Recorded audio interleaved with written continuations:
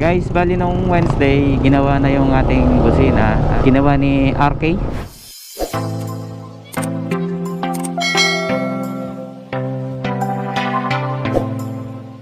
Naglagay siya ng negative body ground sa ating battery.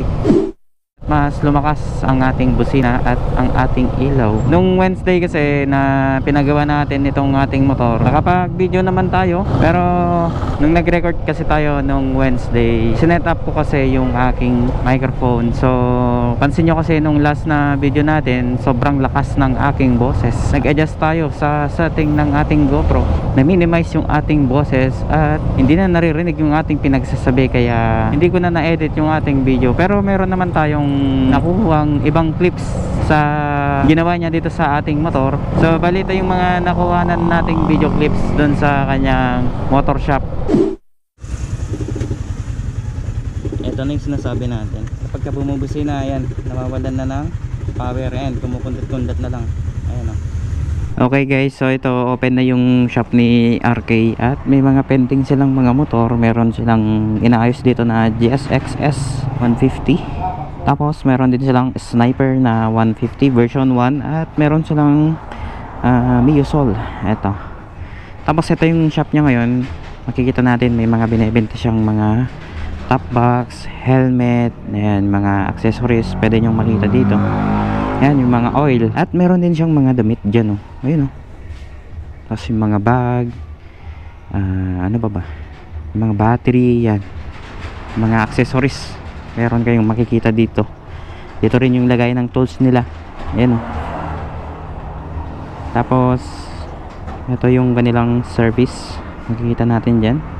Engine works. Ayan, general wiring works. Nandyan lahat. Yung compressor, meron silang compressor. At on the way na daw siya. Hihintayin ko lang siya at iiwan ko na muna kay Frederick yung aking motor para mamaya siya na lang yung mag-uwi. At kaya meron silang problema dito na hindi nila naayos. Hindi bumubukas yung isang susian.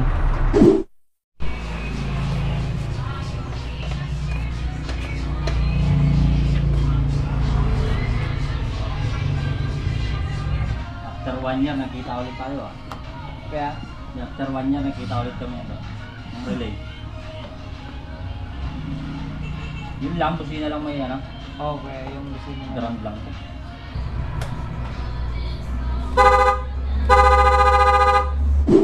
Pero ang pinaka main problema niya, body ground nung itong kalahati, natagalan kasi ng motor pagka dumudumi.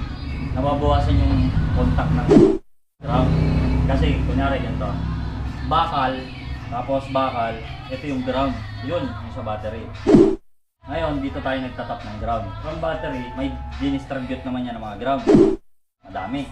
Tinapan natin ng ground na to, humihina. Kasi, yung pangapagitan ng ng tipos, di ba merong mga rubber.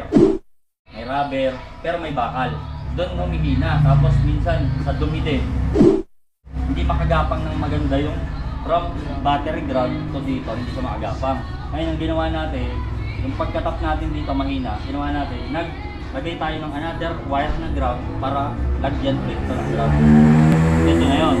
From doon battery to dito, yun lang yun. Sabi sa kanya baka baka reground ang tawag.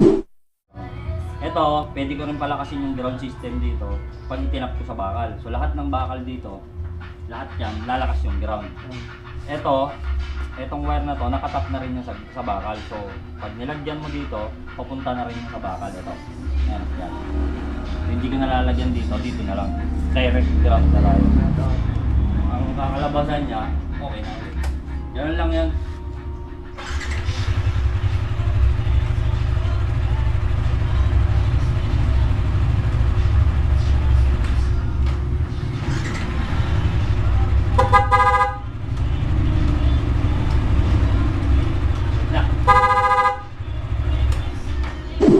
Ang usapan kasi namin ay alas 9 ng umaga at dumating siya ng 10:30.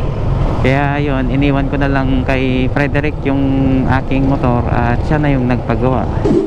Ngayon okay na yung ating busina. Dati kasi kapag bumubusina tayo, nawawalan ng ground. So ngayon okay na siya. Diba, naririnig nyo na. okay na siya. Kahit naka-off na yung engine, talagang gumagana na siya. Re-record sana ako nung Wednesday ng gabi, kaso hindi ko pa kasi naayos yung ating mic. Bali kaninang umaga ko lang siya inayos bago tayo nagbiyahe, kasi eto, gusto kong i-record yung ating busina. Matagal na din kasi yung yung pinag-install natin dito sa ating rapid horn at kasama ng ating mini driving light. So hanggang ngayon naman okay naman siya. So nagka-problema lang talaga tayo sa kanyang wirings. Katagalan pala, kahit na may body ground sa positive, katagalan nawawalan siya ng ground, kaya minsan pumapalya yung ating busina. Ang alam ko kasi noon, kailangan nang palitan yung kanyang battery, kasi kapag naka-off yung aking susian, pumapalya na kapag pinipindot natin yung ating busina. Sakto nung Tuesday, nakita natin si RK at tinanong natin sa kanya kung ano yung pwedeng remedyo na gagawin niya dito sa ating wiring, at yun yung sinabi niya, na lalagyan niya na lang daw ng negative body ground. Sa mga nagtatanong pala kung saan yung shop niya, sa may Bagay Road, tapat ng Bagay Elementary School. Salamat pala ako sa mga laging sumusuporta at nanonood sa aking videos. Kahit paminsan-minsan tayo nakakapag-upload, meron pa rin nakakamiss sa atin. Laging nagtatanong kung kailan daw yung next na video natin. Hindi ko akalain na araw tumataas yung ating views at yung mga ating subscriber. Siguro habang tumatagal, napapamahal na sila kay Phantom. At yun naman yung gusto natin, kapag tumagal-tagal at nakilala si Phantom, celebrate natin ang kanyang kaarawan. Sa December 14, magti 3 years na si Phantom, at hanggang ngayon na-maintain pa rin natin yung kanyang looks. Marami rin siyang kasabayan na nailabas noong 2021, pero yung mga iba nahila na, yung mga iba naman na disgrasya. Tapos meron ding mga mangilan-ilan din namang parang si Phantom lang yung pagkakaalaga, pero hindi naman nila binablog yung kanilang sniper. Bagay na bagay talaga yung gold max dito sa ating sniper, kaya balak ko nga yung isang pinagpalitan ko na mags is baka ganito lang din yung ipapapaint ko na color nya, kasi talagang very attractive tignan.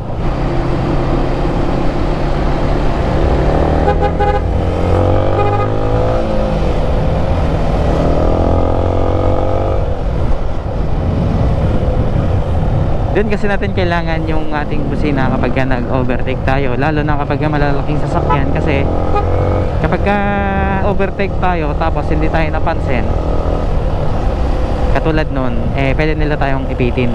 Kaya kapag naka rapid forward kayo tapos mag-overtake kayo, talagang kaagaw-agaw yung pansin nila sa inyo.